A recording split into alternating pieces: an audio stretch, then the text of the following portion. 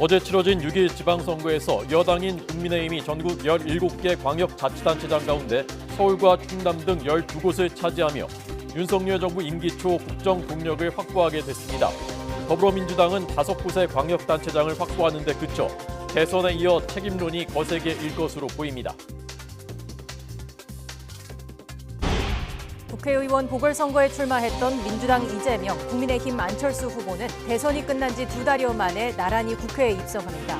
이번 보궐선거에서 국민의힘은 5석, 민주당은 2석을 확보하며 전체 의석수는 국민의힘이 114석, 민주당은 169석이 됐습니다. 이번 선거 최대 격전지였던 경기도에서는 새벽까지 치열한 접전 끝에 민주당 김동연 후보가 극적으로 역전에 성공하며 당선됐습니다. 김 당선인은 경기도를 위해 온 힘을 쏟겠다며 도민에게 감사를 돌렸고 김은혜 후보는 최선을 다했지만 부족했다고 낙선 소감을 밝혔습니다. 전국 교육감 선거에선 서울 교육감으로 조희연 후보가 3선에 성공하는 등 진보 성향 후보들이 17곳 가운데 9곳에서 승리했습니다. 보수 후보가 절반 가까운 지역에서 당선돼 진보 교육감 독주 시대에는 막을 내렸다는 평가가 나옵니다. 사흘째 계속되고 있는 경남 밀양 산불이 밤사이 다시 확산해 어제 저녁까지 60%대였던 진화율이 45%로 낮아졌습니다. 지금까지 초장 900여 개에 달하는 670여 헥타가 불에 탔습니다. 북핵 무력 도발이 임박했다는 첩보가 잇따르는 가운데 성김 미국 대북 특별대표가 내일 한미일 3국 간 한반도 현안 논의를 위해 방한합니다.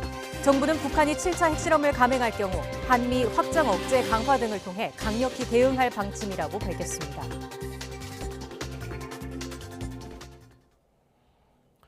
시청자 여러분 안녕하십니까? 뉴스앤이슈 시작합니다. 지방선거의 민심은 새 정부에 힘을 실어주는 것이었습니다. 전국의 지방 권력 판도가 4년 만에 전면적으로 바뀌었습니다.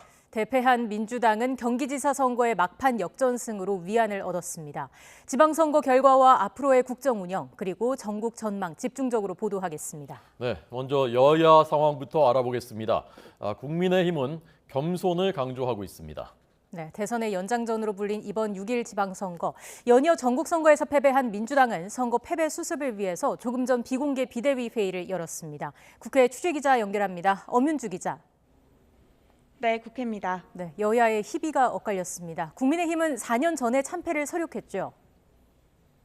네, 4년 전 지방선거에서 받았던 성적표를 고스란히 민주당에 되갚아줬습니다. 이 같은 결과에 국민의힘은 상당히 고무된 분위기면서도 연신 겸손을 강조하며 몸을 낮추는 모습인데요. 이준석 대표는 오늘 최고위원회의에서 여당에 몰아주신 강한 지지에 너무나도 감사하고 두려운 성적이라며 절대 오만하지 않고 겸손하게 받들 수 있도록 하겠다고 말했습니다. 직접 들어보겠습니다. 이번 선거의 의미는 결국 윤석열 정부가 원 없이 일하도록 해달라라는 저희의 호소에 국민들께서 신뢰를 주신 것이다 이렇게 생각합니다. 죽기 살기의 각오로 이 무한 책임을 바탕으로 꼭 윤석열 정부를 성공시키겠다는 그런 생각으로 당이 혼연일체가 되어서 권성동 원내대표도 지방선거 압승으로 정권교체를 완성해준 국민께 진심으로 감사하다며 민심은 윤석열 정부가 제대로 일할 수 있게 압도적 힘을 모아주고 국정 안정을 택했다고 평가했습니다. 그러면서 더 잘하라는 민심의 채찍질로 알고 공약 실천 점검단을 꾸려 공약 이행 사항을 정기적으로 보고하겠다며 낮은 자세를 보였습니다. 네네. 민주당 상황은 어떻습니까? 네, 조금 전 오전 10시부터 민주당은 비공개 비대위 회의를 열고 지방선거 수습 방향을 논의하고 있습니다. 애초 민주당은 8월로 예정된 차기 전당대회까지 비대위 체제로 운영할 계획이었는데요.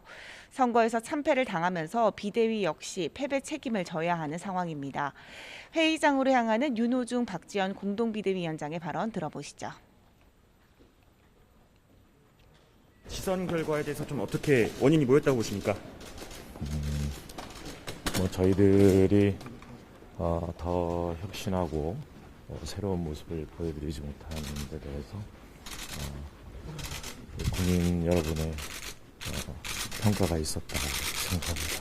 선거 평가에 대해서는 종합적인 평가가 이루어질 것으로 합니다. 총 사퇴 가능성도 있을까요? 당내에서 이재명 당선자가 책임론이 있다고 하는데 어떻게 보세요? 당이 제대로 된 혁신의 모습을 보여드리지 못한 것에 아무래도 큰 책임이 있다라고 생각이 듭니다. 회의장에 들어가야 돼서요. 앞서 민주당 박지원 공동비대위원장은 SNS에 저희가 많이 부족했습니다라는 제목의 입장문을 올리며 선거 패배에 대해 사과했습니다. 그러면서 국민의 마음을 얻는데 철저하게 실패했고 달라져야 한다는 걸 알면서도 변화와 쇄신을 미뤘다며 국민의 심판을 겸허히 수용하겠다고 밝혔습니다. 당내에서도 자성의 목소리가 계속해서 나오고 있는데요. 조응천 비대위원은 오늘 아침 MBC 라디오에서 참담한 결과에 죄송하다면서 민주당이 잘못한 게 너무 많다고 고개를 숙였습니다. 이처럼 지난 대선에 이은 지방선거 연패 충격 속에 민주당 비상대책위원회도 총사퇴할 가능성이 거론되는데요. 이와 함께 이재명 총괄선대위원장도 당 내부에서 들끓는 책임론을 피하기 어려울 것으로 보입니다. 당장 지방선거 전략공천을 담당했던 민주당 이원욱 의원은 SNS를 통해 이 위원장을 향해 상처뿐인 영광 축하한다고 비꼬았고 박지원 전 국정원장도 이 위원장을 겨냥한 듯 자신은 살고 당은 죽었다고 지적했습니다. 이미 당 안팎에서도 이재명 책임론이 무성한데 이렇게 되면 이 위원장이 염두에 두고 있는 오는 8월 전당대회에서 해묵은 계파 갈등이 불거질 것이라는 전망도 나옵니다. 여기에 지방선거 패배 과정을 복귀하는 과정에서 검수완박을 밀어붙인 당내 강경파에 대한 책임론도 불거질 수 있습니다. 네, 이런 가운데 정의당은 이번 선거에서 존재감이 전혀 없었다는 게 뼈아프게 다가오겠죠. 네, 원내 제3당으로서 작게나마 있었던 존재감이 사실상 이번 지선에서는 더욱 사라졌습니다. 그 결과 정의당은 후보로 낸 7명의 광역단체장 후보 가운데 어느 누구도 1, 2위 안에 이름을 올리지 못했습니다. 대선에 이어 지방선거에서도 존재감을 보이지 못하면서 선거 이후 누적된 쇄신 요구가 분출할 가능성이 점쳐집니다. 네, 이번 지방선거의 결과 전반적으로 좀 정리를 해주시죠. 네, 이번 지방선거에서 집권 여당인 국민의힘이 압승하면서 윤석열 정부는 임기 초 국정운영 동력을 확보하게 됐습니다. 국회의 여소야대 지형을 극복할 발판을 마련했다, 이런 평가도 나오는데요. 윤석열 대통령도 6일 지방선거 결과에 대해 경제를 살리고 민생을 더 챙기라는 국민의 뜻으로 받아들이겠다고 밝혔습니다. 대통령실은 오늘 오전 브리핑에서 첫째도, 둘째도, 셋째도 경제라는 자세로 민생 안정에 모든 힘을 쏟겠다고 거듭 민생을 강조했습니다. 이제 국민의힘은 이를 바탕으로 후반기 원구성 협상에 강한 목소리를 낼 것으로 보이는데요. 우선 국민의힘 권성동 원내대표의 발언 들어보시죠.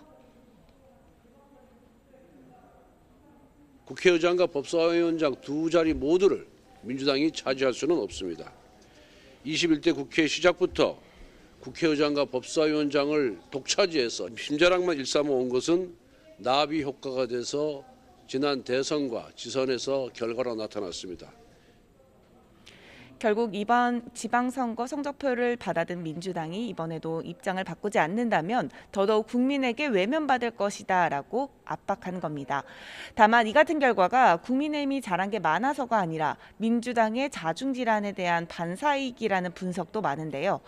당 수습과 쇄신을 둘러싸고 내홍을 겪었던 윤호중, 박지원, 투톱 간의 갈등, 검수완박의 무리한 입법 추진, 여기에 박완주 의원의 성추행 의혹까지 더해지면서 유권자들에게 변한 민주당의 모습을 보여주지 못했습니다.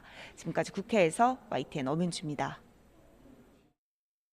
참패한 민주당은 그래도 최대 승부처 경기지사 선거의 대역전극으로 한숨을 돌렸습니다. 개표율 95%까지 내내 뒤지던 김동연 후보는 오늘 새벽 5시 반 막판 뒤집기로 극적인 승리를 거뒀습니다. 조태현 기자의 보도입니다. 한편의 영화 같은 승부였습니다. 경기도지사 선거에서 더불어민주당 김동연 후보는 득표율 49%를 기록해 국민의힘 김은혜 후보를 그야말로 간발의 차이로 제쳤습니다. 차이는 0.1%포인트, 만표에도 미치지 못했습니다. 오늘의 승리는 저 김동연 개인의 승리가 아닙니다. 변화를 바라는 우리 도민 여러분, 그리고 국민 여러분들의 간절함과 열망이 함께 어우러서 오늘의 승리를 만들어 주셨습니다. 과정은 더욱 극적이었습니다.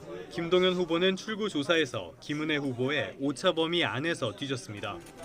개표율 95%가 넘도록 단 한 번도 김은혜 후보를 앞서지 못해 일부 방송사에선 김은혜 후보의 당선 유력을 전망하기도 했습니다. 상황이 바뀐 건 개표가 96% 넘게 마무리된 새벽 5시 반쯤. 김동연 후보가 역전에 성공하자 두 후보 캠프에선 희비가 엇갈렸습니다. 극적인 뒤집기에 성공한 김동연 후보는 경기도를 위해 온 힘을 쏟겠다고 약속했습니다. 앞으로 고정을 하면서 오로지 경기도 또 경기도민의 발전과 삶의 질을 위해 향상을 위해서 헌신하고 노력하겠습니다. 김은혜 후보는 지난 대통령 선거 당시 경기도에서 5%포인트 넘게 벌어졌던 차이를 대폭 줄이는 데 만족해야만 했습니다. 최선을 다했지만 저의 부족함으로 승리하지 못했습니다. 국민들께서 우리 국민의힘에 보여주신 그 지지와 열정으로 윤석열 정부의 성공과 그리고 대한민국 정상화를 위해서 더 큰 힘을 모아주십시오. 광역단체장 선거에서 좀처럼 찾아볼 수 없는 피말리는 접전에 김동연 당선인과 김은혜 후보는 물론 여야 관계자들도 밤새 뜬 눈으로 결과를 지켜봐야 했습니다. YTN 주태현입니다. 네, 김동연 경기지사 당선인 단번에 정치적 비중이 크게 높아지게 됐습니다. 김은혜 국민의힘 후보는 졌지만 아쉬운 석패로 향후 재기 가능성은 남겼습니다. 승자와 패자의 변을 차례로 들어보겠습니다. 우리 도민과 국민 여러분께서 민주당 변화에 대한 씨앗을 또 민주당 변화에 대한 기대를 갖고 저에게 이런 영광을 주신 것 같습니다. 앞으로 민주당의 변화와 개혁을 위해서도 또 그 씨앗으로도 제가 할 수 있는 말을 다 하겠습니다. 겸허하게 말씀 듣고 자세 낮추고 겸손하게 일을 추진하도록 하겠습니다. 늘 소통하면서 일과 성과로 제가 한 말씀, 약속들을 차곡차곡 실천해 옮기겠다는 다짐을 다시 한번 드립니다. 존경하는 경기도민 여러분, 이 과분한 지지에 감사를 드립니다. 그리고 경기도지사에 당선되신 김동연 후보님께도 축하의 인사를 전합니다. 최선을 다했지만 저의 부족함으로 승리하지 못했습니다. 저는 졌지만 여러분들은 지지 않았습니다. 이번 지방선거에서 국민들께서 우리 국민의힘에 보여주신 그 지지와 열정으로 윤석열 정부의 성공과 그리고 대한민국 정상화를 위해서 더 큰 힘을 모아주십시오. 저는 당원의 한 사람으로 돌아가서 묵묵히 응원하고 돕겠습니다. 고맙습니다. 대선 끝난 지 2달 만에 국회의원 보궐선거 나섰던 이재명, 안철수 후보 나란히 국회 입성 성공했습니다. 시도지사 출마자들의 사퇴로 치러진 7곳의 국회의원 보궐선거에서 국민의힘은 원래 의석보다 한 석을 늘려 5석을 차지했습니다. 윤혜리 기자가 보도합니다. 송영길 전 민주당 대표의 지역구인 인천 계양을에 나선 민주당 이재명 후보. 국민의힘 윤형선 후보와 박빙이라는 일부 여론조사가 있었지만 결과는 10%포인트 넘는 넉넉한 승리였습니다. 계양을 지역 구민들께서 바라시는 대로 성실하게 역량을 발휘해서 지역 발전에 도움이 되는 일들을 최대한 잘 해내겠습니다. 경기 분당갑에서도 국민의힘 안철수 후보가 민주당 김병관 후보에게 20%포인트 넘는 압승을 거뒀습니다. 이제 윤석열 정부의 성공을 뒷받침하고 그리고 대한민국의 새로운 변화를 위해서 여기 계신 모든 분들과 끝까지 함께 하겠습니다. 지난 3월 대선 이후 2달 만에 모두 국회 입성에 성공한 겁니다. 초선 의원이 된 이재명 당선인, 의원직 사퇴 5년 만에 삼선고지에 오른 안철수 당선인도 차기 당권 도전에 나설 것이라는 전망이 나오지만 각 당이 처한 상황은 변수가 될 수 있습니다. 충남 보령 서천에서는 새벽까지 엎치락 뒤치락하는 접전 끝에 국민의힘 장동혁 후보가 민주당 나소열 후보를 1000여 표 차로 떠돌렸습니다. 이 밖에 대구 수성을은 국민의힘 이인선, 강원 원주갑은 국민의힘 박정아, 경남 창원 의창에서는 김영선 후보가 당선됐습니다. 제주 을에서는 민주당 김원규 후보가 선출됐습니다. 결과적으로 국민의힘이 5곳에서 승리했고 민주당은 2곳에서 이겼는데 국민의힘 전체 의석수는 114석, 민주당은 169석으로 늘었습니다. YTN 윤혜리입니다. 앞서 말씀드린 대로 윤석열 정부 이번 지방선거 압승으로 국정 운영의 동력을 확보하게 됐습니다. 그러나 국민은 경기지사 선거를 통해 거대 야당과의 협치와 소통을 여전히 과제로 안겨줬습니다. 보도에 강진원 기자입니다. 0.73%포인트 차 초박빙 대선 뒤 석 달도 안 돼 치러진 이번 선거를 국민의힘은 정권 교체 후반전으로 규정하고 지지를 호소했습니다. 선거 결과에 따라 새 정부 임기 초 국정 운영 동력이 좌우될 것으로 봤기 때문입니다. 여당의 바람대로 유권자가 힘을 실어준 만큼 정부와 여당은 이를 발판 삼아 국정 드라이브를 걸 것으로 예상됩니다. 국민의 손과 발이 돼서 그분들을 위하는 정책과 행동을 보이지 않으면 언제든지 저희들도 민주당 같은 신세로 전락할 수 있는 것이거든요. 그래서 앞으로가 더 중요하고 하지만 기대가 현실화하는 과정은 그다지 순탄하지만은 않을 것으로 보입니다. 중앙정부에 이어 지방정부의 권력 구도까지 바뀌었지만 입법부의 권력 지형은 그대로기 때문입니다. 2년 뒤 총선 때까지 의회 주도권은 여전히 과반 의석을 차지한 민주당이 잡고 있습니다. 그런데 부동산 세제, 정부 조직 개편, 탈원전 정책 폐기 등 윤석열 대통령의 주요 공약은 법률적 뒷받침이 필요합니다. 결국 야당의 협조가 없으면 국정과제를 제대로 실천할 수 없는 겁니다. 여당의 강한 반대에도 민주당이 단독 처리한 검수완박 법안, 진통을 거듭한 추경안 협상 과정 등에서 거대 야당의 힘은 이미 확인됐습니다. 정략적 추경에만 골몰한 윤석열 대통령과 정부 여당의 민생 외면에 다시 한번 깊은 유감을 표합니다. 특히 선거에 참패한 민주당이 내부 수습을 마친 뒤에는 견제와 균형을 내세우며 정부 여당과 각을 세울 가능성이 큽니다. 여기에다 집권 여당의 독주를 견제하려는 국민이 상당한 것도 최대 격전지 경기지사 선거 결과를 통해 드러났습니다. 야당과의 소통 그리고 협치에 대한 강한 의지를 보였던 윤석열 대통령이 어떻게 이런 숙제를 풀어갈지 주목됩니다. YTN 강진원입니다. 17명의 교육감들도 새로 뽑혔습니다. 서울에서는 조희연 후보가 3선에 성공했습니다. 보수 후보들 단일화에 실패하면서 표가 분산된 덕을 봤습니다. 그러나 지난 선거와 달리 보수 후보가 절반 가까운 지역에서 당선돼 진보 교육감 독주 시대는 막을 내렸습니다. 김평정 기자입니다. 정당 공천은 없지만 후보마다 각기 보수와 진보 진영을 표방하며 치러진 교육감 선거. 서울에선 진보 진영이자 현직 교육감인 조희연 후보가 보수 후보들을 제치고 당선됐습니다. 3선에 성공한 조 후보는 앞으로 4년 더 서울 교육을 책임지게 됐습니다. 다시 한번 조희연을 선택해 주셔서 감사의 말씀을 드립니다. 저에게는 마지막 기회입니다. 혁신교육 8년을 넘어서 더 높은 공교육 실현과 미래교육으로의 전환을 통해서 서울 시민들께 보답하도록 하겠습니다. 조 후보의 당선엔 보수 후보들의 분열이 결정적 역할을 했습니다. 보수 진영 조전혁, 박선영, 조영달 후보의 득표수 합계가 조희연 후보보다 많았던 만큼 보수 후보 단일화 실패가 결국 승패를 가른 것입니다.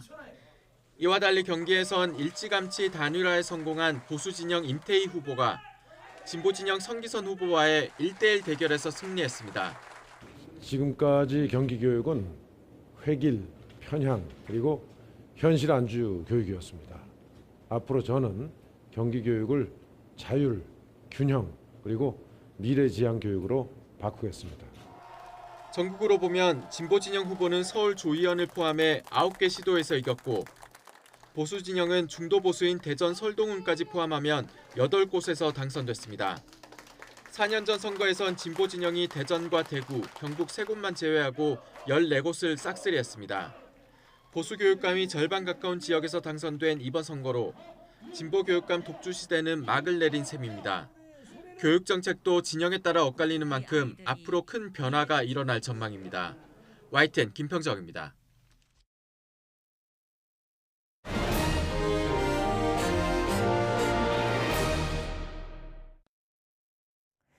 지난달 31일 오전 경남 밀양시 부북면 야산에서 발생한 산불이 사흘째 계속되고 있습니다.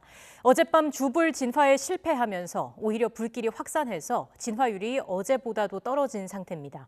현장에 나가 있는 취재기자 연결하겠습니다. 오태인 기자. 네, 경남 밀양 산불 현장입니다. 네, 현장 상황 어떻습니까? 네, 불이 시작되고 이곳 발화점 주변 소식 계속 전해드리고 있습니다. 처음만 해도 불길과 바람이 연기가 거셌는데요. 지금 보시는 것처럼 지금은 많이 잡힌 모습입니다. 하지만 불길이 지나간 살림 새까맣게 타버렸습니다. 현재 불길은 이곳에서 북쪽으로 옮겨 붙었는데요. 벌써 48시간이 넘었지만 여전히 불길이 잡히지 않고 있습니다. 산불 영향 구역은 계속 늘고 있습니다. 어제 9시 기준으로 676헥타르에 이릅니다. 어제 오후 진화율이 60%를 조금 넘겼는데 주불 진화가 안 되면서 진화율이 45%로 떨어졌습니다. 1986년 산불 통계가 작성된 이후 5월 말에 500헥타르 이상 대형 산불이 발생한 건 처음입니다. 진화가 늦어지는 이유 고온 건조한 날씨 때문인데요. 헬기가 아무리 물을 뿌려도 물이 금방 말라버리는 상황입니다. 또 무성한 나뭇잎이 바닥에서 타들어가는 불길에 물이 떨어지는 것을 막는 우산 역할을 하고 있습니다. 여전히 주민 불편이 이어지고 있는데요. 거동이 불편한 요양병원 입원 환자들은 인근 학교 체육관에서 이틀 밤을 지냈습니다. 280명 정도 되는 일반 주민도 여전히 집 주변 시설에서 머물고 있습니다. 오늘 산림당국은 군병력을 포함해 어제보다 많은 2,400여 명의 지상 인력과 헬기 50대를 투입했습니다. 산불 현장 북쪽 송전 선로로 불이 번지지 않도록 막으면서 진화에 온 힘을 다하고 있습니다. 하지만 여러 악적 현이 겹치면서 주불 진화까지 꽤 오랜 시간이 걸릴 것으로 보입니다. 지금까지 밀양 산불 현장에서 YTN 오태인입니다. 코로나19 신규 확진자가 다시 10,000명 아래로 줄었습니다. 오늘 0시 기준 확진자는 9,898명으로 전날보다 5,000명 넘게 줄었습니다. 일주일 전보다 9,000명 가까이 줄었고 목요일 발표 기준으로는 지난 1월 20일 이후 가장 적었습니다. 유행 감소세의 휴일이었던 지방선거일 검사 건수가 줄면서 환자 감소폭이 컸던 것으로 분석됩니다. 전반적인 감소 추이가 계속되면서 피해도 급증 없이 안정적입니다. 위중증 환자는 전날보다 12명 줄어든 176명으로 엿새째 100명대입니다. 하루 새 숨진 환자는 15명으로 누적 24,212명입니다.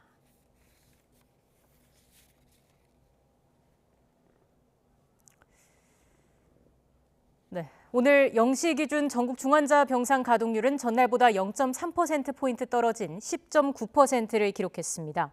수도권 중환자 병상 가동률이 9.4%, 상대적으로 병상이 적은 비수도권은 14.4%입니다. 재택치료 환자는 88,687명으로 전날보다 4,000명 넘게 줄었습니다. 이 가운데 하루 2번 모니터링을 받는 집중관리군은 5,032명입니다. 코로나19 방역 조치로 피해를 본 소상공인들에 대한 손실보전금 지급이 진행 중인 가운데 오늘부터 한 사람이 여러 사업체를 경영하는 소상공인의 신청이 시작됐습니다. 손실보전금을 받는 1인 경영 다수 업체는 모두 25만 곳으로 신청자는 최대 4개 업체의 지원금을 받을 수 있습니다. 공동대표 운영 등 별도의 확인 작업이 필요한 사업체와 연 매출 50억 원 이하인 23만 곳의 신청은 오는 13일 시작됩니다. 국민건강보험공단이 각 의료기관에 제공하는 요양급여 비용이 내년에 평균 1.98% 인상됩니다. 이에 따라 병원의 외래 초진료 본인 부담금이 100원 오르는 등 환자가 직접 내는 진료비도 오릅니다. 건강보험공단은 대한의사협회 등 7개 단체와 2023년도 의료수가 계약을 위한 협상을 완료했습니다. 한동훈 법무장관에 대한 권력 집중에 대한 우려가 여러 곳에서 나오고 있죠. 이런 가운데 법무부의 홍보 이벤트가 논란을 만들고 있습니다. 한 장관의 취임사 문구를 손글씨로 써서 SNS에 올리면은 상품권을 주는 경품 이벤트입니다.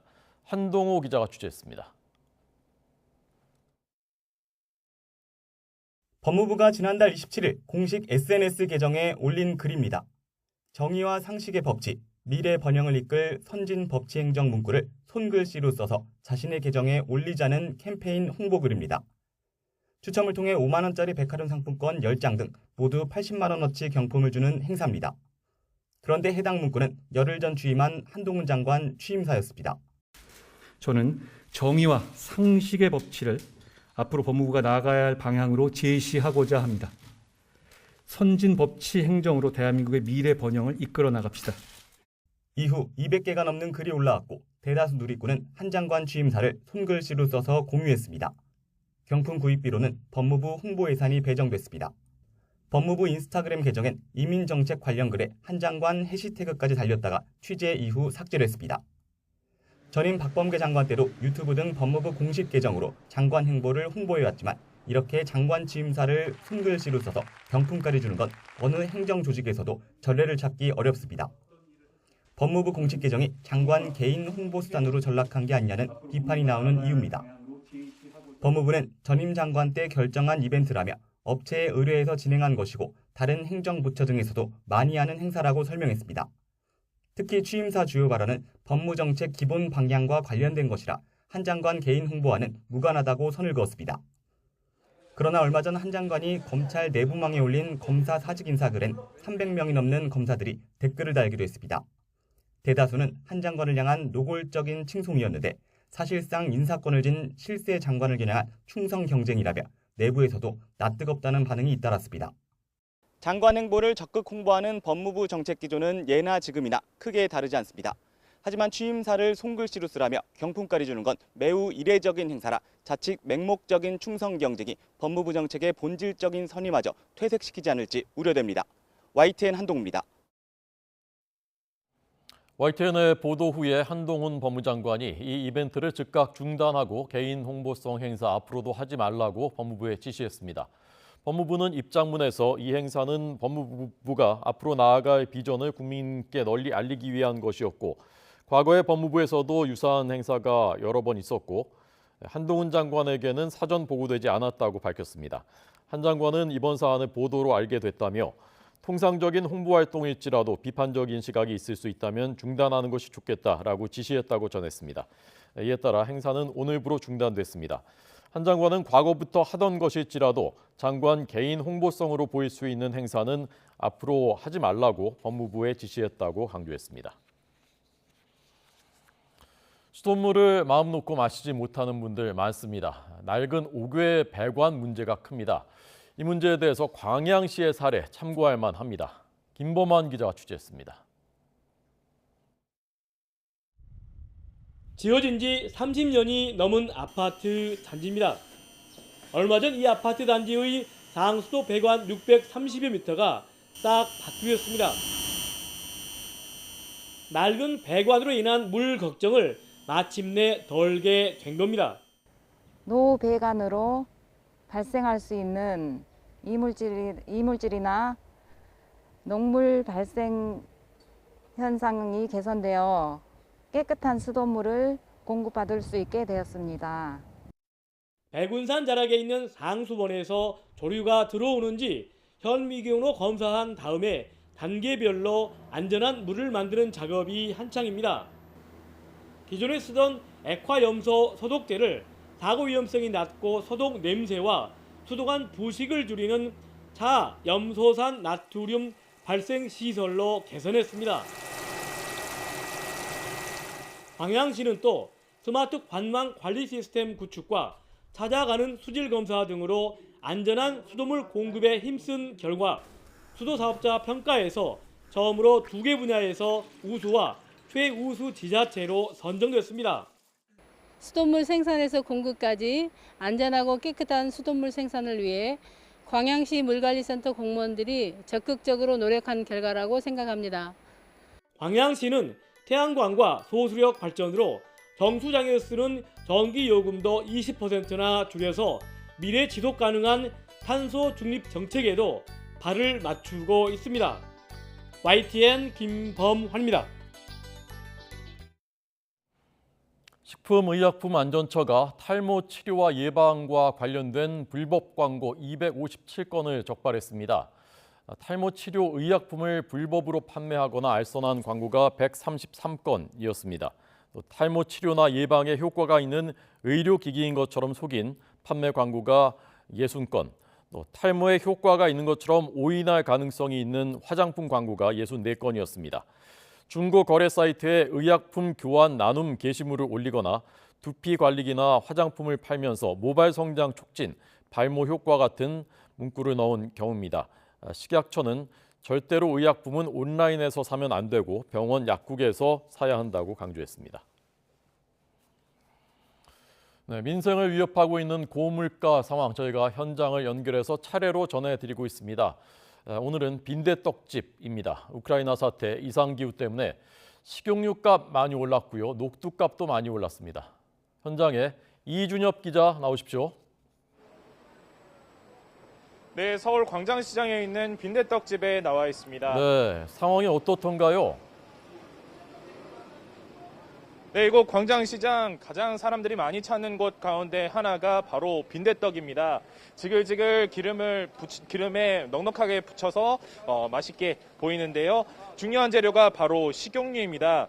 제가 나와 있는 가게는 옥수수를 사용하는데 18리터짜리 통으로 한 달에 한 번 살 때 보통 280통을 들여왔다고 합니다.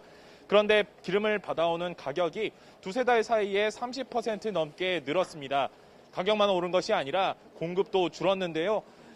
지난번엔 평소보다 절반보다 더 적은 120통 정도를 들여왔다고 합니다. 그래서 사장님이 걱정이 이만저만이 아니라고 하시는데요. 빈대떡의 주재료 또 다른 것은 녹두죠. 이 녹두 가격도 많이 올랐는데 가격도 가격이지만 구하기가 어려워졌다고 합니다. 원래 여러 업체 가운데 선택했다면 이제는 공급이 가능한 곳을 찾아야 하는 실정이라고 하는데요. 식자재 가격만 오른 게 아니라 인건비도 올랐습니다. 원래 이곳 사장님이 본점과 노점, 분점까지 모두 4개 매장을 운영하는데요. 일상회복 이후로 인력을 구하기가 어려워서 오늘은 여기 한 곳만 운영하는 실정입니다. 물가 상승 압력을 견디다 못해 올해 19년 만에 빈대떡 가격을 1,000원 올렸는데요. 물가와 인건비가 연이어 올라서 나가는 돈이 20%에서 30%는 더 늘었다고 합니다. 사장님은 사태가 금방 해결될 것 같지 않아서 큰일이라고 걱정하는 모습인데요. 물가 상승에 인력난까지 이중고의 유명 맛집조차 시름이 깊어지고 있습니다.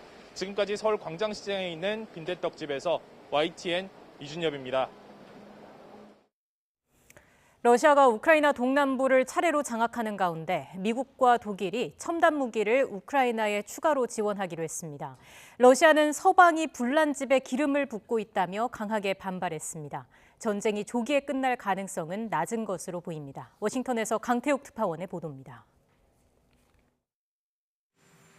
조 바이든 미국 대통령이 우크라이나에 대한 새로운 안보 지원 패키지를 제공한다고 밝혔습니다.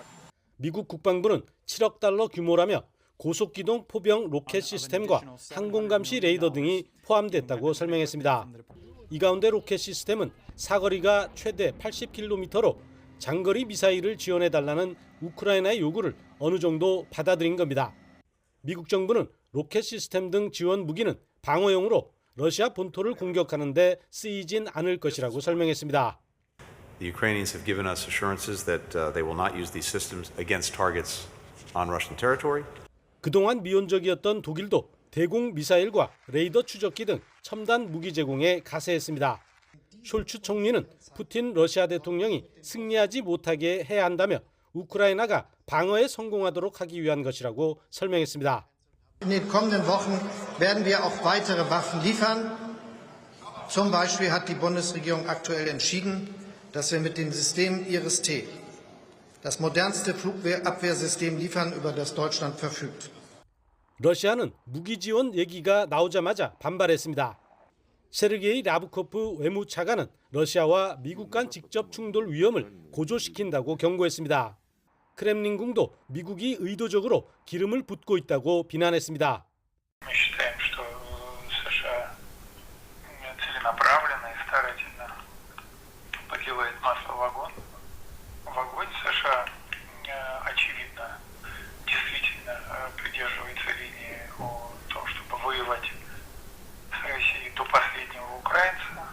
이런 가운데 블링컨 미국 국무장관은 수개월의 충돌이 있을 것이라며 우크라이나전이 조기 종료될 가능성은 회의적이라는 게 미국의 평가라고 밝혔습니다. 워싱턴에서 YTN 강태욱입니다.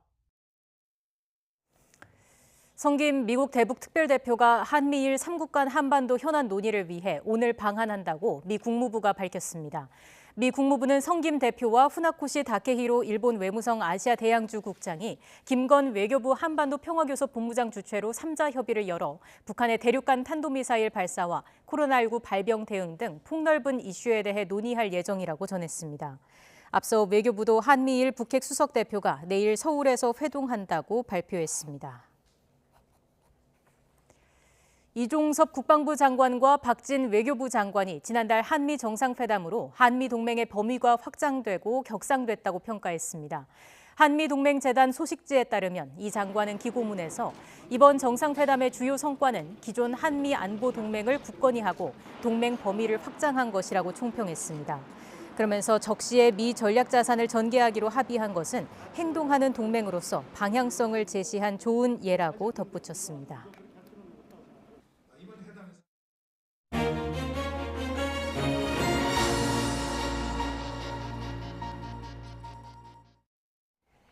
지방선거 때문에 분주했습니다만 경제 중요합니다. 윤석열 대통령이 오늘 선거 후 첫날 첫째도 경제, 둘째도 경제, 셋째도 경제에 주력하겠다라고 말했죠. 네, 국내외 주요 경제 이슈들 염승환 이베스트 투자증권 이사와 함께 자세히 짚어보겠습니다. 어서 오십시오. 네, 안녕하세요. 안녕하십니까.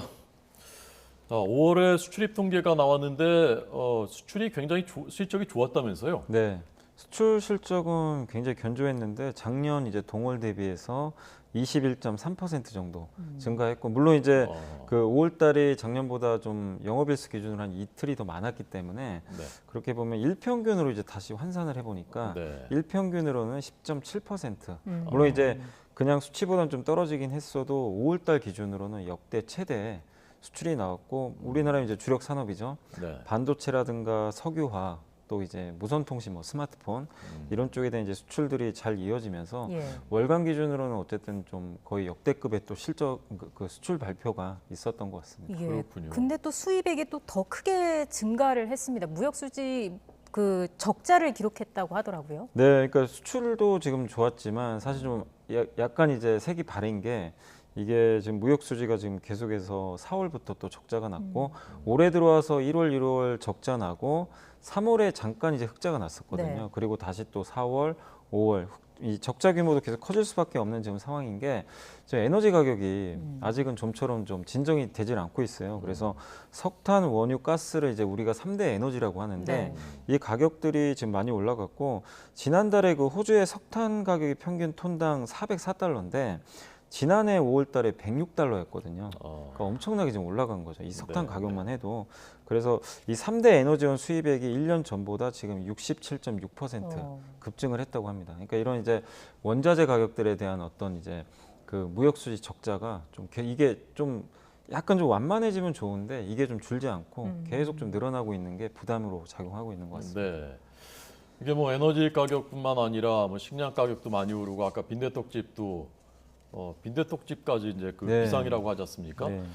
결국 수입 물가가 이제 국내 물가에 직접 영향을 주고 있는데, 손실보전금이 수십조 원 풀렸지 않습니까? 네. 어떻게 물가에 어느 정도 영향을 줄 거라고 보십니까? 이게 이제 62조 정도로 추경안이 통과가 됐잖아요. 네, 이제 네. 원래 원안보다 59조인데 이제 얼마 전에 한국개발연구원에서 59조 원대 추경이 편성이 되면 물가에 어느 정도 영향을 주냐 하는 그런 자료가 나왔어요. 그렇군요. 근데 그게 한 0.16% 정도 더 영향을 준다고 합니다. 물론 이제 이 추경 예산의 또 많은 부분이 소상공인 분들한테 직접 좀 이제 지급이 되기 때문에 큰 영향은 없을 거로 전망은 하지만, 지금 워낙이나 가뜩이나 지금 계속해서 물가 우려가 큰데 어쨌든 돈이 또 풀리는 거잖아요. 그렇게 되면 물가를 또 자극시킬 수 있기 때문에 이런 부분들이 좀 어느 정도 또 경제에 영향을 줄지, 또 특히 한국은행도 최근에 물가 상승률 전망치를 4.5%까지 올렸고 한두 달 정도는 5% 넘을 수도 있다라고 또 굉장히 좀 부정적인 좀 발언을 했거든요. 그래서 물가에 대해서는 이제 방금 말씀하신 대로 계속해서 하반기 한 가을 정도까지는 되기 전까지는 계속 좀 예의주시를 할 필요는 있는 것 같습니다. 예. 자, 지금부터는 6월 주식시장을 좀 전망해 보겠습니다. 일단 미국의 주요 증시 지표들이 일제히 하락했습니다. 기본적으로 인플레이션이 발목을 잡고 있는데 어젯밤에 이렇게 좀 많이 떨어진 그 배경을 설명해 주실까요? 사실 미국 증시가 새로운 악재가 나온 건 아닌데 이제 구체적으로 그냥 좀 빠졌던 이유를 좀 찾아보면 지표가 나빠서는 사실 아닌 것 같아요.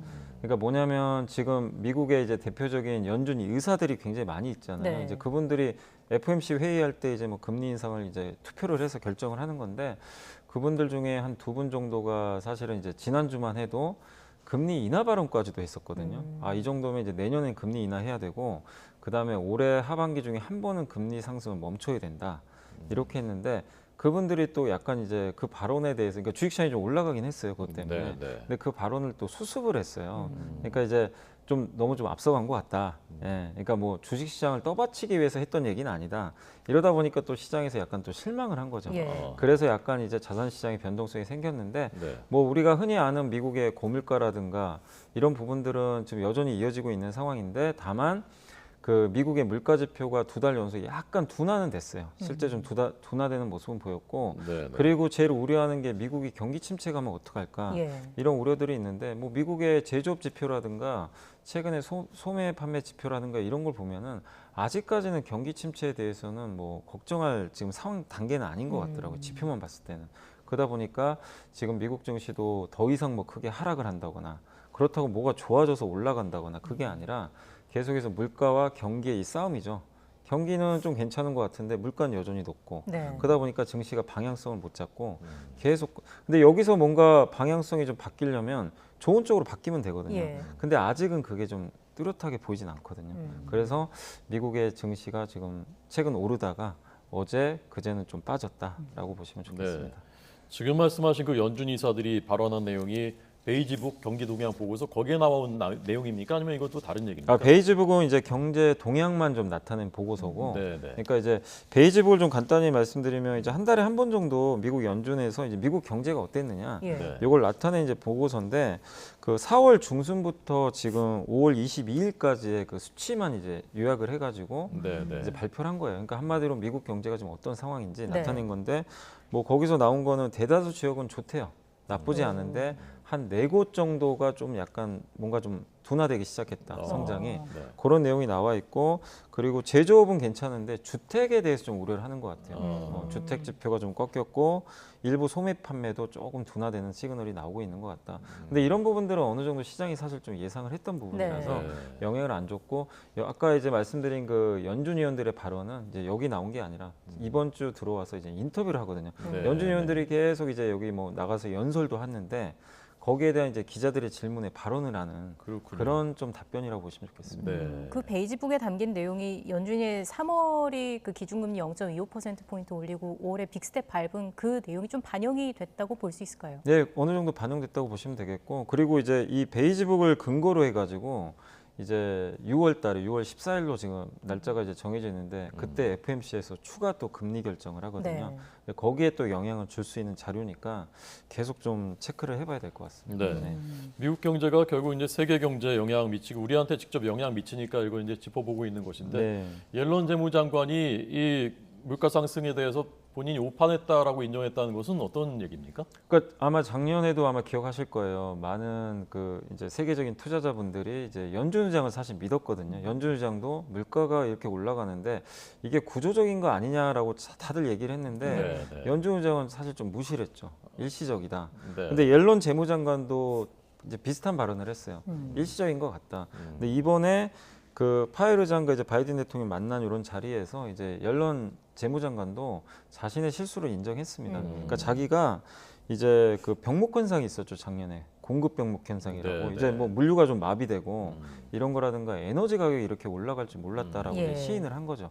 그래서 이제 오판한 거에 대해서 이제 본인이 좀 인정을 했고, 그리고 이제 여기 전쟁 날 줄 몰랐으니까. 그죠. 이제 그건 뭐 누구도 몰랐죠.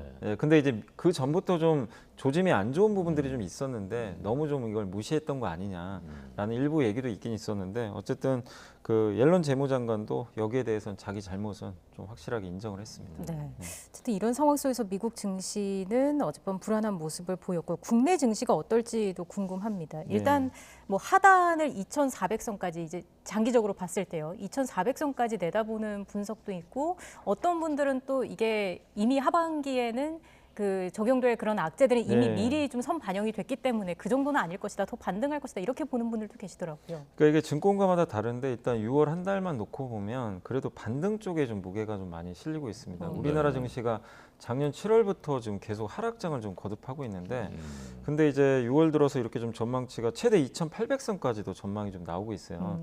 이렇게 이제 하는 건 방금 말씀하신 대로 일단 주가는 좀 선반영을 많이 하거든요. 네. 그러다 보니까 악재가 이제 충분히 선반영됐고 우리가 흔히 하는 뭐 그런 악재들 뭐 전쟁이라든가 아니면은 미국의 이제 공격적인 금리 인상이라든가 중국의 이제 봉쇄령 있잖아요. 이런 부분들이 그동안 계속 눌렸는데 이거 왜 새로운 악재가 나올까? 이제 여기에 대해서는 크게 걱정들을 안 하는 것 같아요.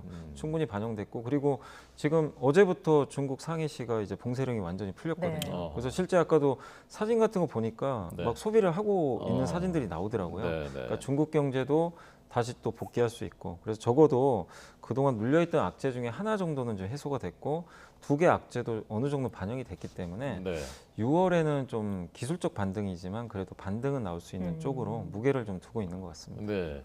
지방선거 국민의힘이 압승을 하면서 이제 윤석열 정부가 국정운영 동력을 얻었고 경제 정책들 본격적으로 추진할 텐데 관련해서 좀 주목해야 될 분야나 종목이나 그런 것은 어떤 것이 있다고 보십니까? 그러니까 윤석열 대통령이 계속 강조했던 것 중에 하나가 이제 지난번에도 한번 다뤘지만 바이든 대통령이 오자마자 평택 공장을 방문을 했잖아요. 네네. 평택 삼성. 그래서 반도체 산업에 대한 투자 얘기는 계속 할 것 같고 예. 투자 얘기를 계속 강조를 하시더라고요. 그러니까 그런 거 보면 이번 뭐 물론 이제 지난주에 대기업들이 1,000조에 달하는 뭐 투자 계획을 발표한 것처럼 이제 어떻게 보면 이제 민간에서 이렇게 투자 계획을 좀 발표했기 때문에 아마 정부 차원에서는 그걸 좀 보조해주는 뭐 세액공제라든가 투자 활성화 대책이라든가 이런 것들을 좀 발표할 가능성이 있고 실제 6월달에 경제부총리도 이런 이제 경제 정책에 대한 좀 큰 그림을 조만간 발표한다고 언급을 하셨거든요. 예. 그래서 아마 이번 달에 그게 좀 구체적인 게 나와야 되겠지만 아마 투자와 관련된 계속해서 좀 지원책들이 좀 많이 나와서 우리나라 제조업체들한테는 조금 좋은 효과가 나오지 않을까라고 기대를 하고 있습니다. 특히 좀 2차 전지주가 좀 주목을 해볼 만하다라고 볼 수 있겠습니다. 네, 그러니까 지금 이제 윤석열 대통령도 지금 반도체도 중요하게 생각을 하지만 한국의 제조업 산업에서 좀 제일 중요한 걸 차지하는 게 앞으로 성장하는 관점에서 보면 역시 반도체도 있지만 배터리잖아요. 이제 전기차 시대가 열리는데 배터리 같은 경우는 이제 중국과 굉장히 경쟁이 심한데 다만 이제 중국은 미국에 진출하기는 굉장히 어렵거든요. 네. 지금 관계 때문에. 그러면 이제 미국 시장이 전기차 시장이 열릴 가능성이 높은데 한국은 이미 벌써 거기에 13개 공장을 지금 그 미국이 짓고 있는데 그중에 11개가 한국 겁니다. 한국과 합작사든가. 그렇기 때문에 한국의 경쟁력이 굉장히 높다는 이제 증명인데 당연히 이제 국내 정부에서도 이런 배터리 산업이 굉장히 또 앞으로 커질 수밖에 없기 때문에 여기에 관한 그 관련 책들도 아마 하반기 중에 얘기가 나올 것 같아서 좀 기대를 해봐야 될 것 같습니다. 혹시 2차 전지주에 지금 투자하고 계신 거 아니죠? 아, 저는 아닙니다. 네, 네.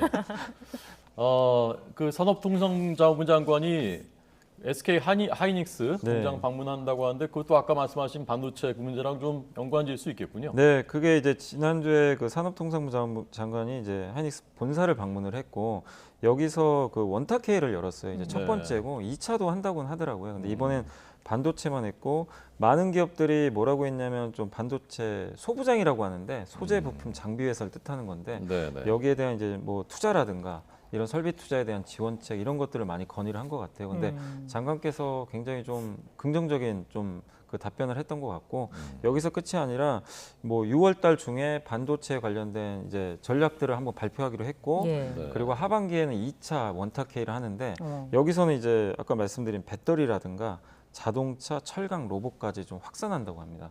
그래서 산업 전반적으로 경쟁력 있는 전략들이 좀 나올 가능성이 있어서 한번 주목을 하실 필요는 있는 것 같습니다. 네, 우리 산업의 어떤 활력을 회복하기 위한 방안이 논의가 될 것으로 보이고요. 중국 이야기도 마지막으로 좀 해보겠습니다. 앞서서 말씀을 해주셨습니다마는 상하이 그 코로나 봉쇄가 풀리면서 경제 정상화에 시동이 걸렸다.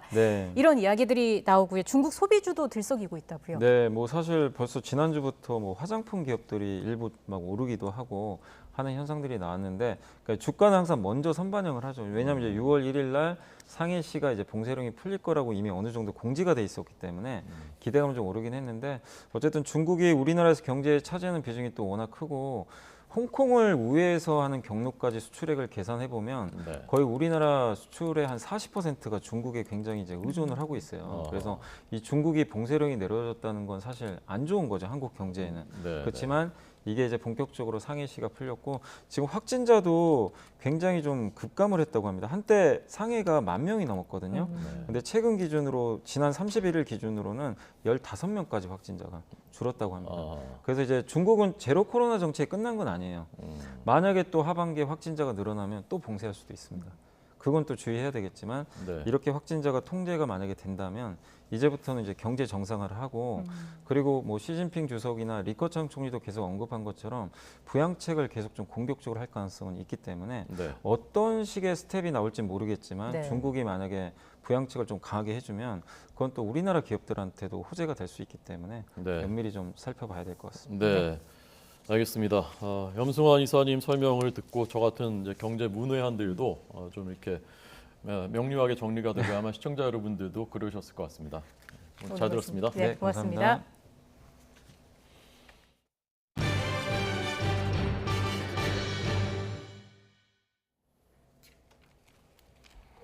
네, 국민의힘이 지방선거 완승에 대해서 감사하지만 두렵기도 하다 하면서 더욱 겸손하게 국민을 받들겠다는 입장을 밝혔습니다. 오늘 이준석 대표가 최고위원회의에서 민주당이 총선 결과에 도취해서 일방적인 독주를 하다가 상반된 결과를 얻었다면서 이를 교훈으로 삼아서 겸손한 자세로 국민만 바라보겠다고 말했습니다. 윤석열 정부가 원 없이 일하도록 해달라는 호소에 국민들이 신뢰를 준 것이라며 죽기 살기의 각오와 무한 책임을 바탕으로 나아가겠다고 말했습니다.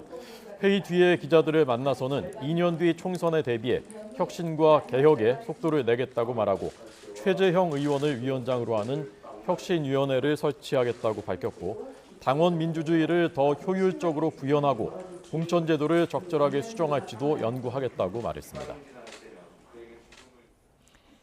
더불어민주당 이낙연 전 대표가 대통령 선거를 지고도 아무 일도 없었던 것처럼 지방선거를 치르다 또 패배했다며 패배의 누적과 이상한 대처가 민주당의 질환을 심화시켰다고 지적했습니다.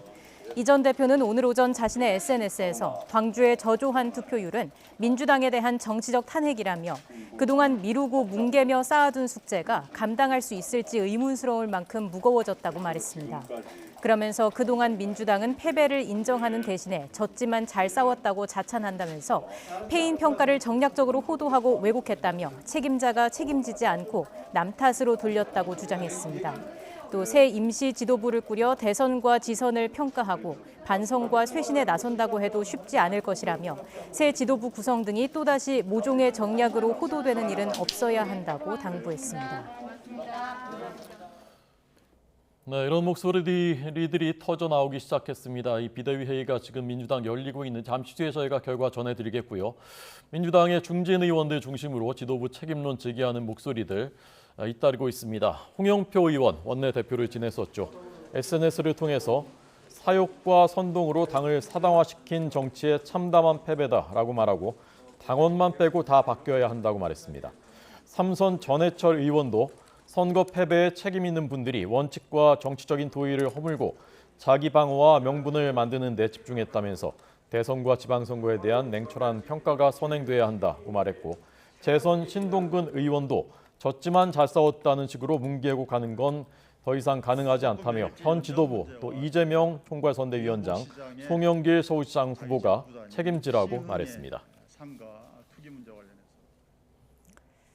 김동연 경기도지사 당선인이 지상파 출구조사 발표 뒤 쉽지 않겠구나 생각하다가 뜻밖의 역전을 하게 됐다면서 무거운 책임감을 느낀다고 소회를 밝혔습니다.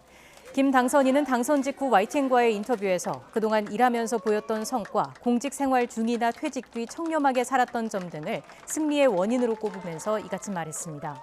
또 민주당이 성찰과 변화가 필요한데 국민의 눈높이에 맞추지 못한 점이 있었다면서 이번 당선이 민주당의 개혁과 변화의 씨앗이 돼 이끌어줬으면 한다는 책무를 같이 주신 것으로 생각한다고 덧붙였습니다.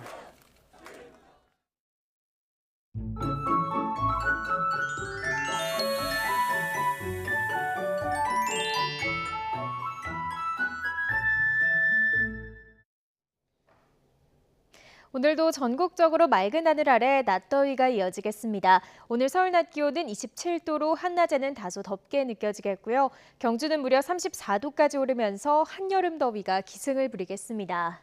연일 맑은 날씨가 이어지면서 대기는 점점 더 메말라가고 있습니다. 현재 동쪽 지방을 중심으로 건조특보가 발효 중인 만큼 추가 산불 피해가 발생하지 않도록 불씨 관리 철저히 해주시기 바랍니다.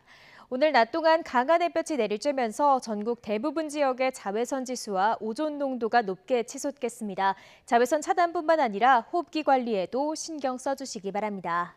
오늘 낮 기온은 예년과 비슷하거나 조금 높겠습니다. 오늘 낮 기온 서울이 17도, 대전 30도, 대구는 33도까지 오르겠습니다. 단오인 내일은 서울 한낮 기온이 32도까지 오르는 등 서쪽 지방은 올해 들어 가장 더울 것으로 보입니다. 때이른 더위는 토요일까지 이어질 전망입니다. 지금까지 날씨 정보였습니다. 네, 민주당 내에서 패배에 대한 책임론들이 분출하고 있는 가운데 비상대책위원회 회의 10시부터 열렸었고 아마 조금 전 끝이 난 것 같습니다. 네, 회의 결과가 발표되는 것으로 보이는데요. 현장으로 가보겠습니다.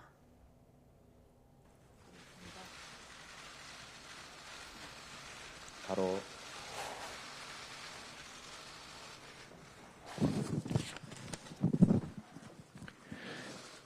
네, 존경하는 국민 여러분.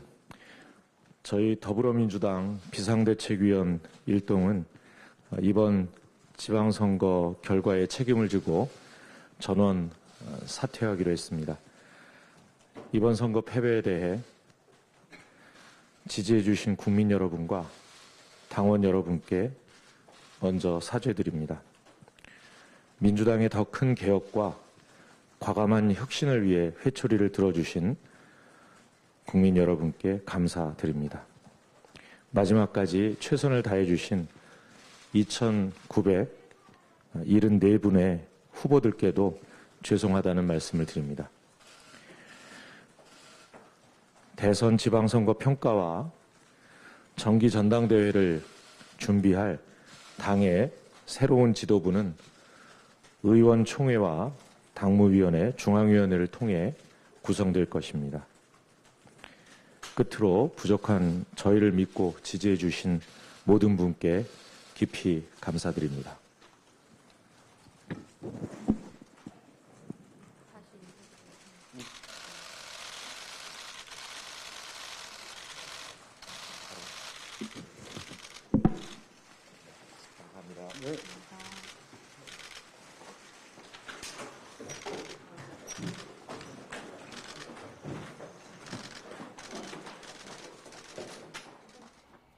네, 조금 전에 끝난 민주당 비상대책위원회 회의 결과가 발표됐습니다.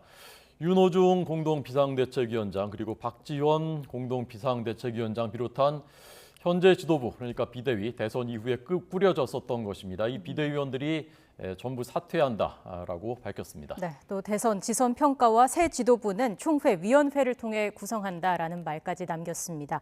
민주당이 비공개 비상대책위원회 회의를 열고 대응 방안을 논의했고요. 조금 전 그 결과를 발표했습니다. 지방선거와 관련된 내용들은 잠시 뒤 뉴스앤이슈 2부에서 계속 전해드리겠습니다.